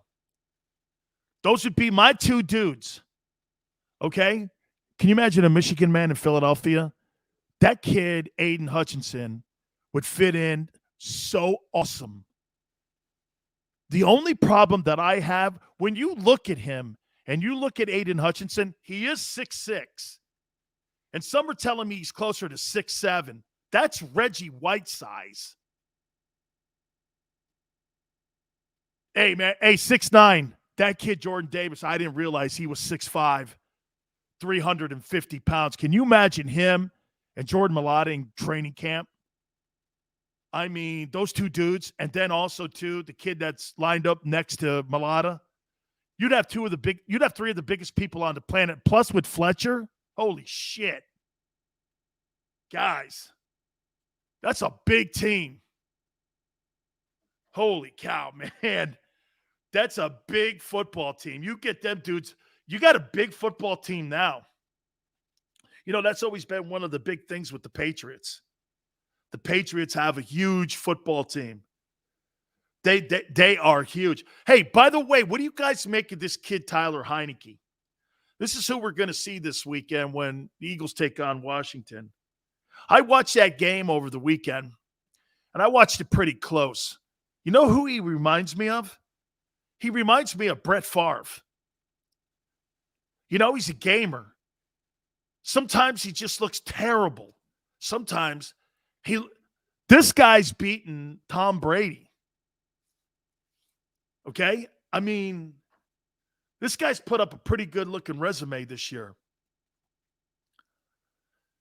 Saint says Tyler's Minshew.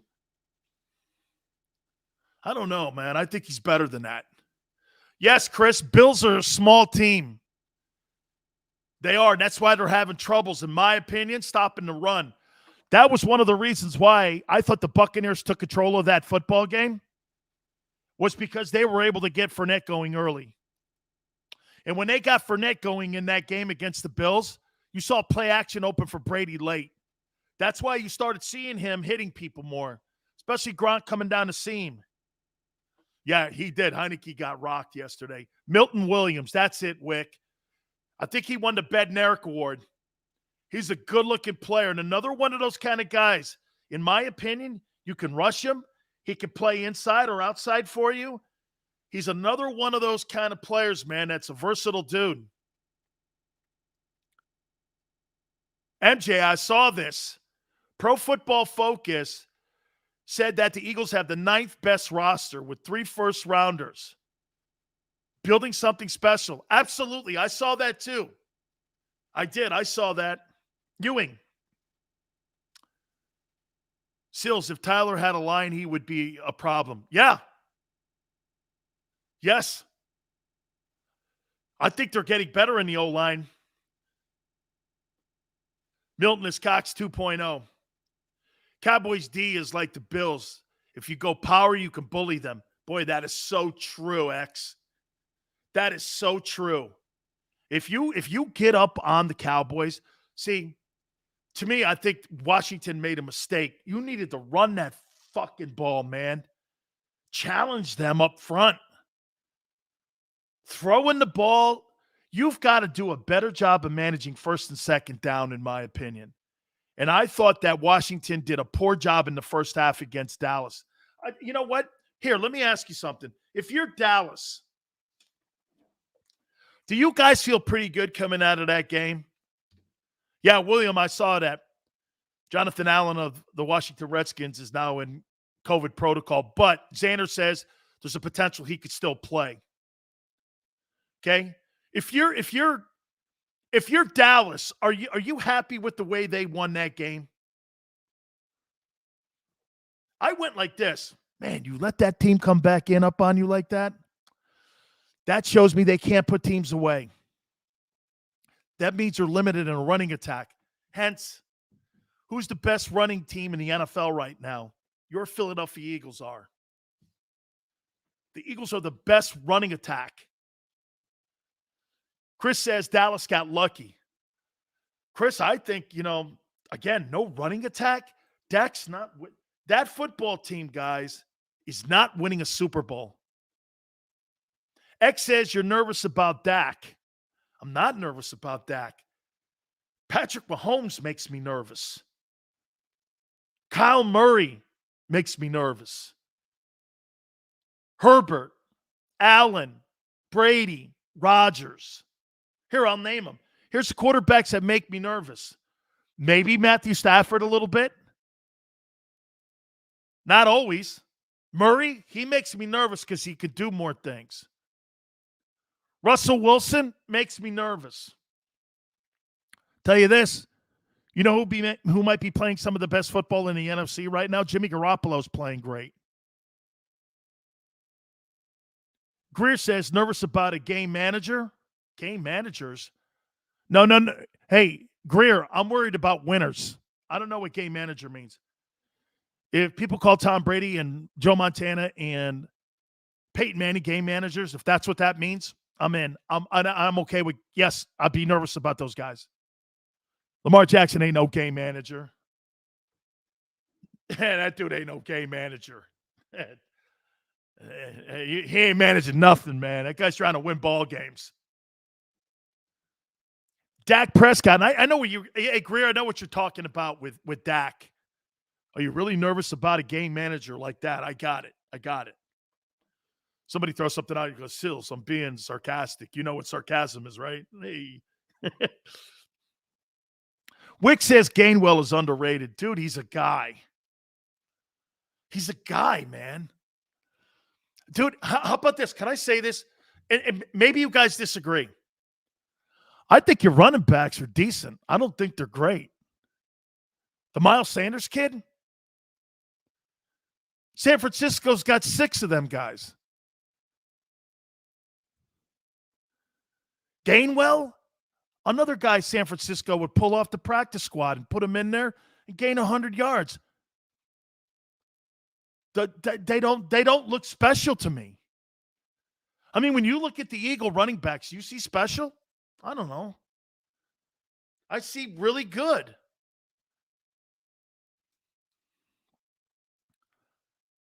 Formerly known as JoJo, Dak is hurting. He's really good when healthy. When was he hurt? Oh, at the beginning of the year because of the year ago injury. Still not back to 100%. So it's his shoulder, right? Man, I don't want to hear any of that. Everybody's hurt right now. You're in the stretch run of the NFL season. There ain't a healthy guy in the league except those stupid-ass kickers. Lenny says we don't need Gainwell to be. You need him to be more of like a Tony Pollard and Zeke kind of stuff. Okay? I got it. I know what you mean. I know you have to have dual back tandems nowadays in the NFL. I got where you're going. Okay? Howard Scott better than Sanders. But those guys, James, they're just dudes. Saint says you need another Blunt, a big man running back. Saint, I think it's code for red zone, right? You need a red zone and short yardage back. You need to get somebody that will get you to critical yards because, again, when you have a quarterback like Jalen Hurts, you've got to manage. You've got to manage first and second down. A guy like Patrick Mahomes can go like this, right? He could look like shit on first and second down. Throw a 25-yard touchdown strike. That's not going to beat Jalen Hurts. Jalen systematically got to move down the chains. He's got to move the chains. He's got to move down the field. He's got to kind of move the sticks like Dak moves the sticks. He's got to work on his accuracy for sure. James says, we're working with that. We're working with what we got. James, I'm not ripping it. I'm just saying I'd like to improve that next year. Okay? I'm not ripping them. There's no ripping here. Guys in the NFL, I don't rip like that. Okay?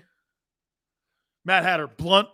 I saw LeGarrette Blunt when Tony Dungy got him in Tampa. Get this, guys. And I became kind of friends with LeGarrette. They didn't draft him because, remember, he punched that kid's lights out at Boise State. I think Oregon went to Boise and he punched that kid in the face. It cost him big money.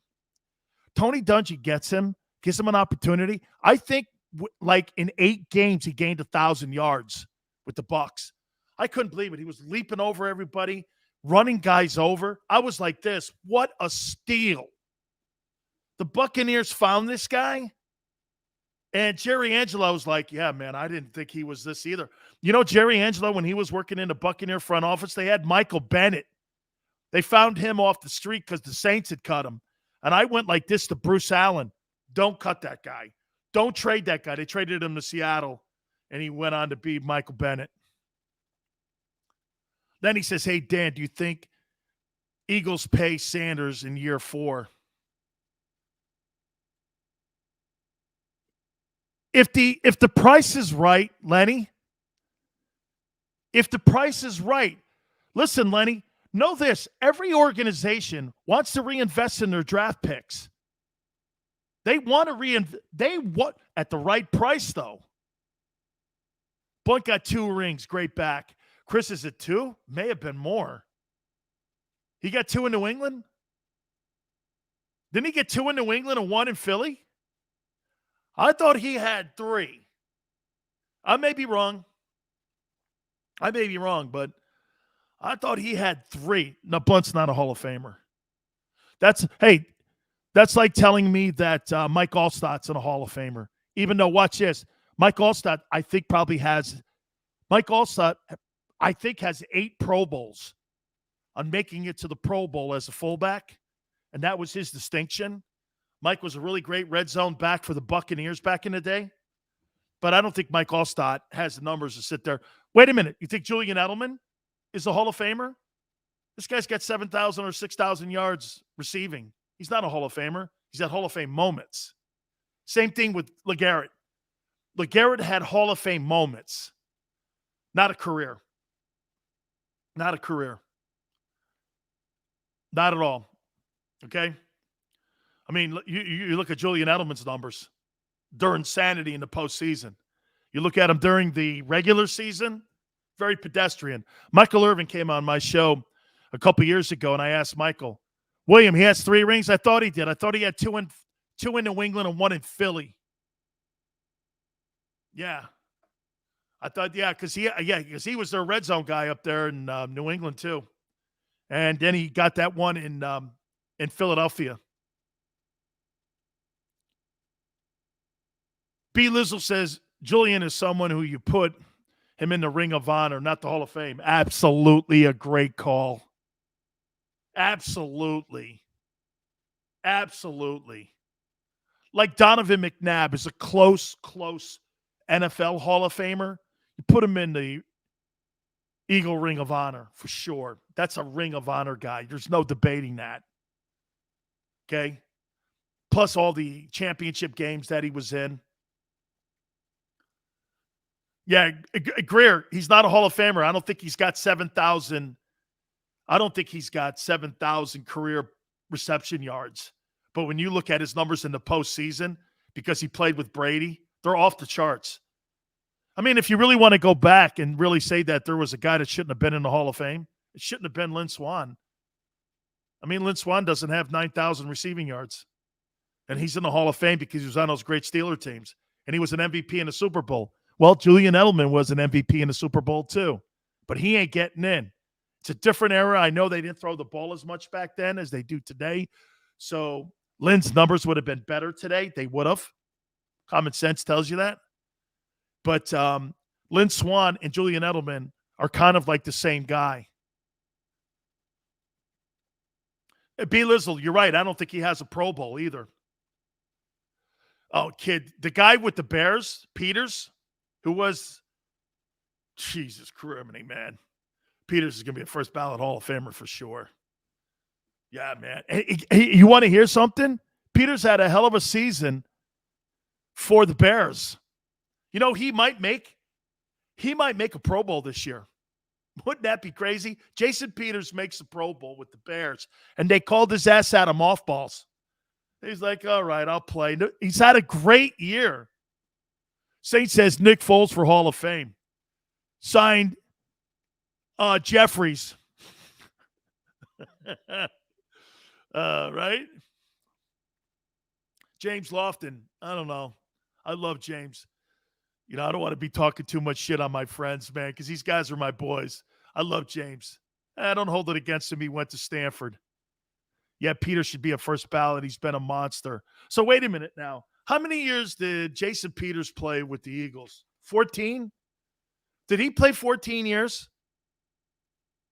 Did he play 14 years for the Eagles? I think it was 14, 15, like that. So let me get this right. The Philadelphia Eagles are going to have two dudes playing left tackle. Okay, he played 11 years? For almost 26 to 25 years. And Jordan Mailata and Jason Peters. Okay? So for 25 years, you got two dudes manning the left tackle position. That's fucking great. That's really unbelievable. That's a good call. Bobby, we're going to do that next. I want to hit on tonight's game. I'm going to tell you this about the Rams, and I'll make you a point. You can probably see already. Good game tonight. I want to hit on that. Talk a little bit more about Washington and that Dallas game and some of the things the Eagles have to do. Tom Brady throws for his 700th career touchdown. 700. I want to hit on all that. Guys, please hit the like button. You have been absolutely so awesome to me. Thank you so much. We'll get right back to you. Keep it right here on the National Football Show.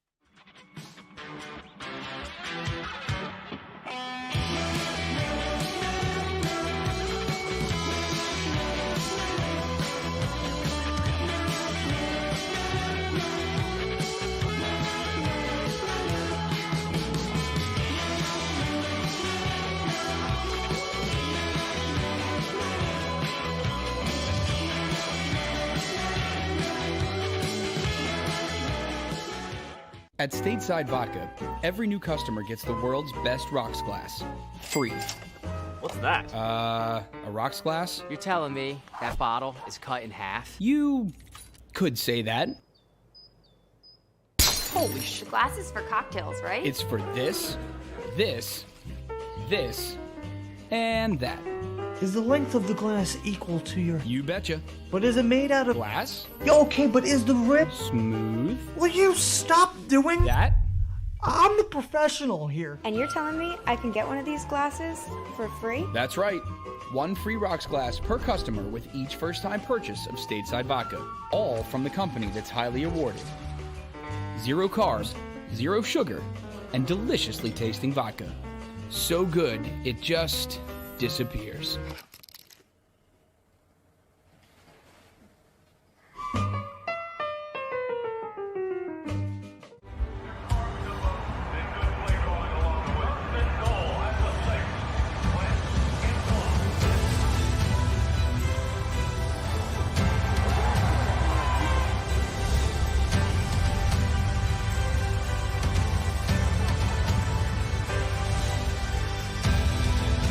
Field of life, First Trust Bank is there for you.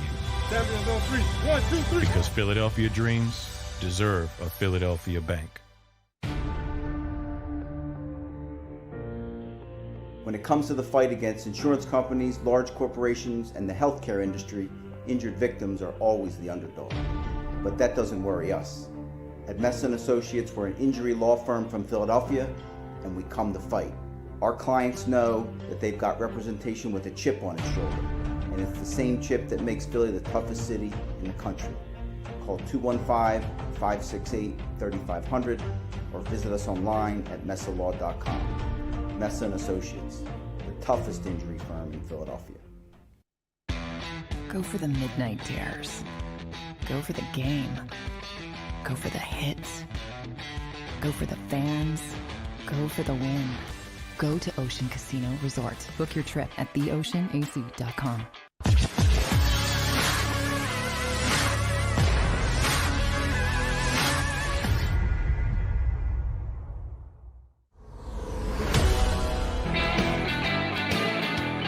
Welcome back, National Football Show. Greer says, how did Michael Strahan get into the Hall of Fame? By the way, we'll hit on that. Big game tonight, Rams and Cardinals. Brady, Eagles playing Washington, who just got through playing Dallas. Appreciate everybody coming aboard. Guys, please hit that like button. You've been awesome. Don't forget, tomorrow, Seth Joyner at 5:30 Eastern Time will join us. He brings up Michael Strahan. I thought Michael Strahan was a hell of a player. I actually thought O.C. Umenyiora was a better player. I did, man. I thought he was a better pass rusher, but Strahan put the numbers up. He was 10 times more consistent. But you know who Strahan always reminded me of? Clyde Simmons. I was like this. Clyde lived in the shadow of Jerome and Reggie. Clyde could get after people, man. He was a hell of a pass rusher. And I always thought he kind of lived in the shadows of those other two dudes on Gang Green. And when I saw Strahan, very consistent, had one spectacular, maybe 3 spectacular years, won a Super Bowl. He played in New York. That's always going to be a factor. By the way, I'll make this point to you. Guys, Derek Jeter playing in New York versus playing, say, in Milwaukee. How do you think fans would look at Derek Jeter if he played in St. Louis or Milwaukee or Kansas City? Nothing against those fine cities, but he's not in New York or Philly or Los Angeles or Chicago, Boston, places like that where you play in them towns, you're looked at different because the fans look at you different. You're a Hall of Famer like in New York, and you're a player like Jeter. Like, Derek Jeter is a great baseball player, but Derek Jeter, when I look at him compared to some of the other Yankee guys that have played, I don't know. They've been able to replace Derek Jeter on that team. They've never been able to replace Mariano Rivera. Rivera's the guy. Mariano Rivera was responsible for more Yankee wins than any pitcher in history, including Whitey Ford. It's Mariano Rivera that kept Boston at bay. When they were bringing in the Jonathan Papelboms and them dudes, didn't matter. Rivera was the difference. It wasn't Jeter. It was Mariano Rivera. And, yeah, I mean, but you playing in one of them cities? Like, look at Tony Gwynn. Tony Gwynn has as many batting championships as Ty Cobb does. Did you know that? He has as many batting titles as Ty Cobb. People went, really? Yeah, he played in San Diego. That guy plays in New York or Philly? Fuck, man, he's a god. Winning an MVP in Philly versus winning an MVP in Kansas City. That's what I'm saying to you about, when you look at certain guys and you go, Derek Jeter, really a great player. Top 10 Yankee? I don't know. Let me hit on Brady. Are you guys tired of talking about Tom Brady? Are you tired of talking about him? Fuck, I'm not. So he throws for his postseason, regular season, 700th touchdown pass in the game against the Bills. All-time completion number now, too, is his. He passed Breeze. Man. What? Get this, guys, because you guys keep talking to me about Jalen Hurts and arm strength. You think arm strength is really why Brady has separated him? Watch this. Who's the more gifted passer of the football? Aaron Rodgers? Guys, who do you think is the more gifted passer of the football? Aaron Rodgers or Tom Brady? I don't think it's close. I think Aaron Rodgers is the greatest spinner of the football I have ever seen anybody in my life ever throw the football. I've never seen a interception to touchdown ratio in my life like Aaron Rodgers has. And guys, you want to hear something even more fucked up? This guy, now since they got rid of Mike McCarthy, he's won 36 of 45 ball games in Green Bay. He's won 36 of 45 ball games with Matt LaFleur as his head coach. B. Lizzle says arm talent is the greatest. It's fucking over the top. It's like Garry Cobb and I in the last hour doing this. I don't know, man. I've not seen anything like it. I've not seen anything like it. That touch pass he threw over the linebacker, the dart he threw into the back of the end zone. Yeah, Harper. Since they put that new coach in there, they've won 36 of 45 ball games. And I tweeted this out, guys. You know what? All that being said, how you doing, South Philly T? Thanks for coming aboard, brother. By the way, Seth Joyner tomorrow at 5:30. I tweeted this out at Dan Sileo Show. Guys, if I were Aaron Rodgers, I don't give a shit about a Super Bowl. I don't give a shit about anything else except one thing. Let me beat Brady. I have to beat him. I have to beat Tom Brady. Dude, guys who have made it to the Super Bowl and lost are still revered. Guys that beat Brady are remembered. Eli Manning is going to the Hall of Fame. Now, it is because he did beat him in the Super Bowl. But Eli, it's under Brady's skin, those two losses. And the Foles loss kill him the most. Okay? Kills him the most. Those three losses, the Foles loss, I mean, you lose to a substitute teacher. Okay, that's Nick Foles, to me, that would be the one that I'd be like this. Wait a minute. So a substitute teacher filled in for Carson Wentz, and that fucker beat me? Wow, do I hate that. Oh, Chris, and I want that. If I'm Aaron Rodgers, I want Brady again in the NFC title game. I don't care where you play it. Rooftop, parking lot, a Walmart. I don't give a shit where you play it. I want to go play 60 minutes of football against that guy. You know, I said this about Patrick Mahomes when Brady beat him in the Super Bowl. Patrick Mahomes may go on and win a Super Bowl again in his career. But you know what you never are going to do again? You may this year still, but you may never get a chance to play that guy in the Super Bowl. That guy. You may play someone else, but playing that guy, that's what you play for. Look at Montana.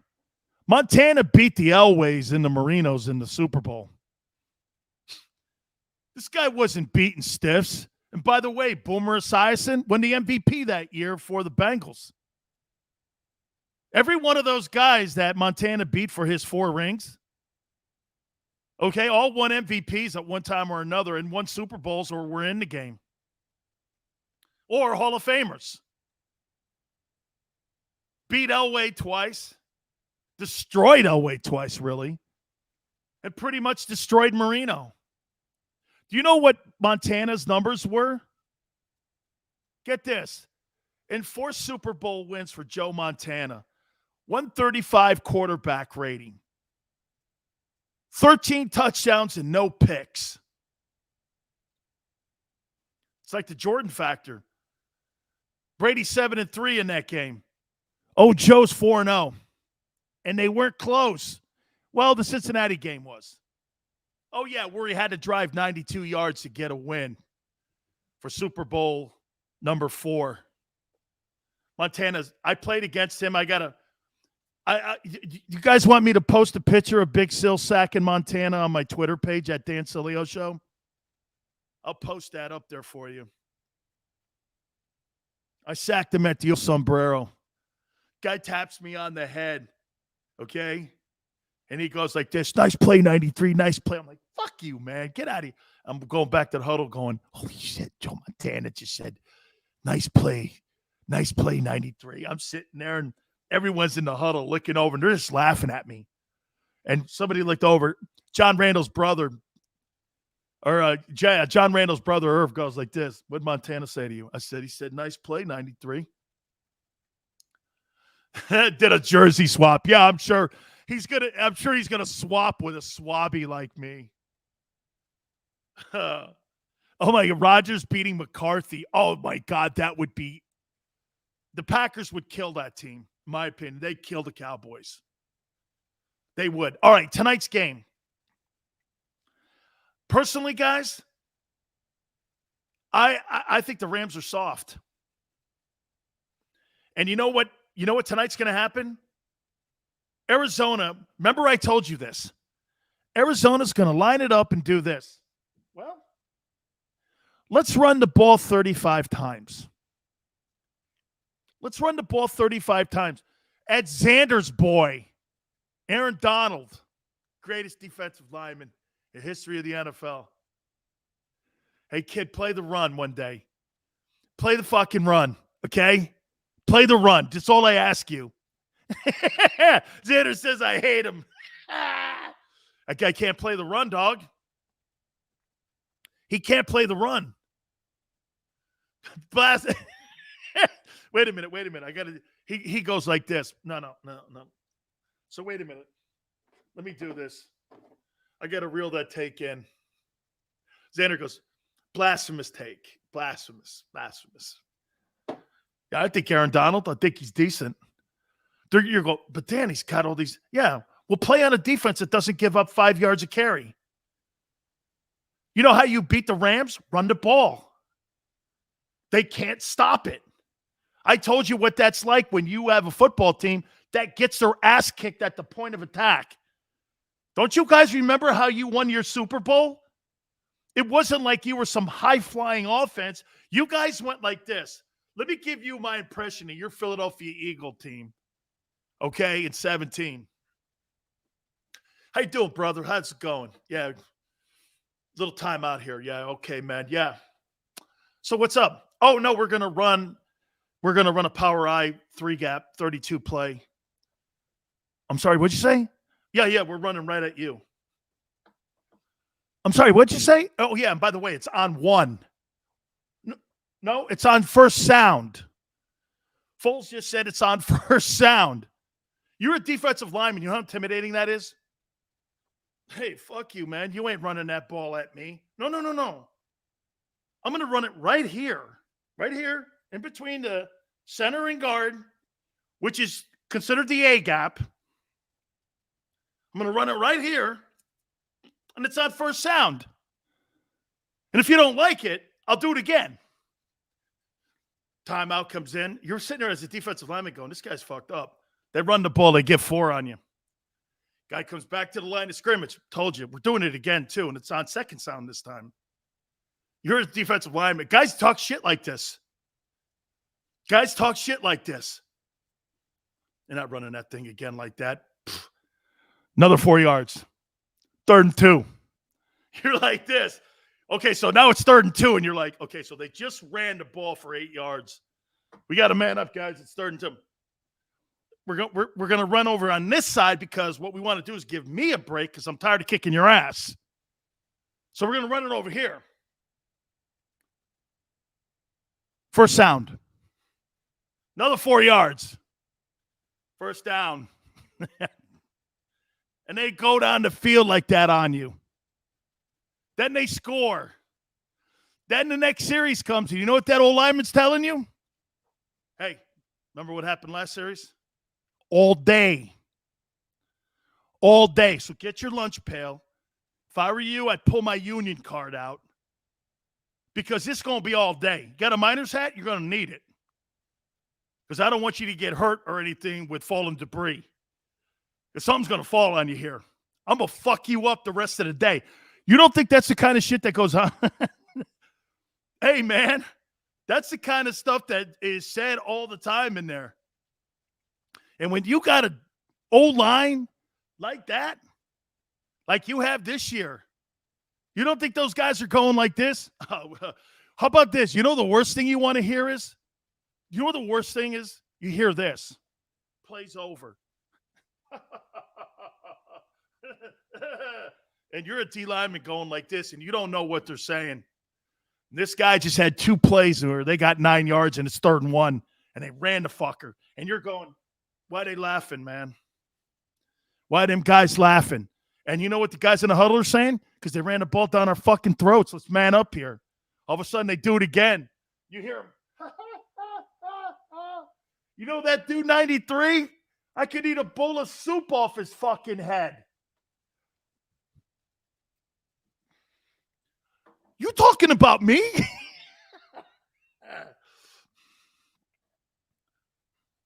That's the shit that goes on. That's how you guys won the Super Bowl. Nothing fancy. Oh, Philly special?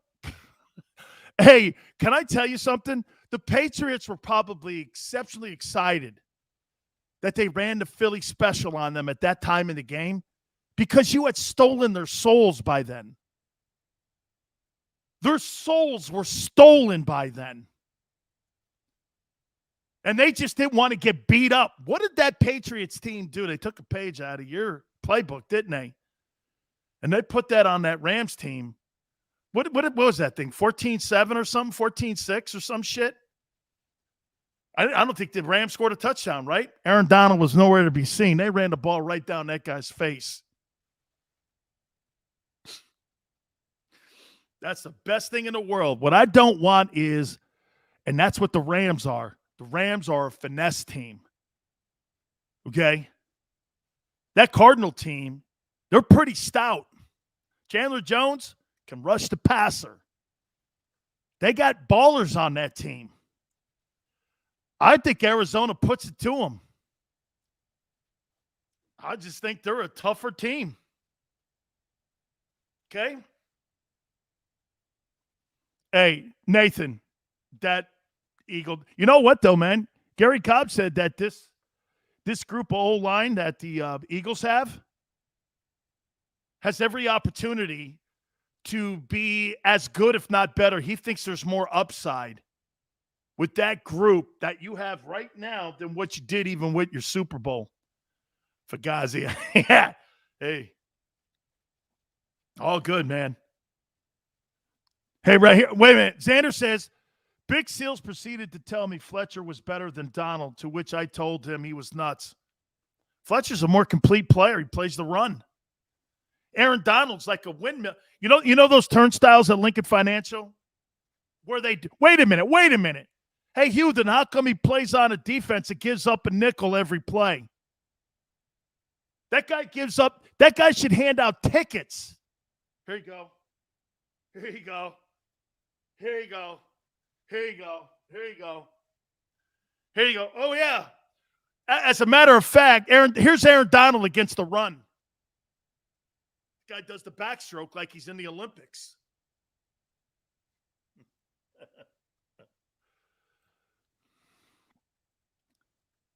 Harder to play the run when you're doubled. That guy doesn't get doubled on the run. They run right at him. Watch tonight. Watch how many blocks he runs around. Oh, no. Hey, Aaron Donald's 6 feet, Lou. Lou, he ain't 6'2". He's 6 feet, 270. That's what makes it pretty amazing, though, with the sacks that he does get. He's 6 feet. Hey, Gabriel. Well, he sucks on the run. Look it up. Last 5-6 years, Aaron Donald plays on a defense that gives up between 4, 6, and 5 yards a carry. You think that's good?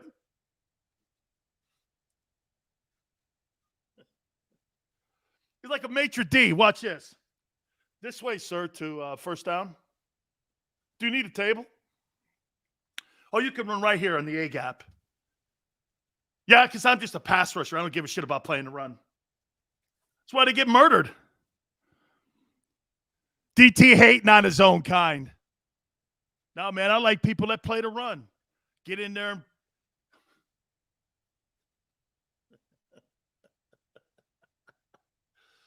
Fucking guy's a windsurfer. Tickets, please. That's right, Mad Hatter. Tickets, please. Watch this game tonight, man.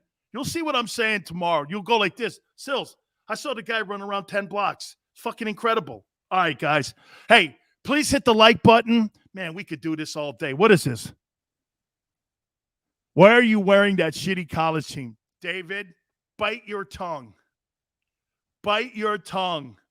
We're back. I hate saying that. Back from what? The dead? Hey, guys, I love you guys, man. All good. Please hit the like button. If you missed the interview with Garry Cobb, please go back and watch it. Share it a little bit later on. By the way, also, please follow me over on my Twitter page. I'm 30 shy of 14,000. I'm trying to get over 14,000. Thank you so much, guys. Seth Joyner will join us tomorrow at 5:30. We're going to talk some Eagles and some NFL with our friend. Have a great one till 4 to 6 tomorrow Eastern time. We'll see you on the flip side.